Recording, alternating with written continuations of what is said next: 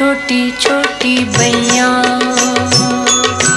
तरत धरा पे उठत चलत गिर जावे राम जी।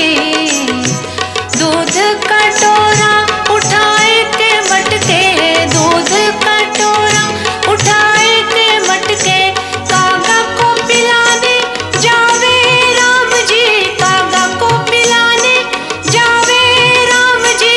पकड़ पिता की भैया भैया भैया, ठुमक चलत रामचंद्र बाजत पैंजरा।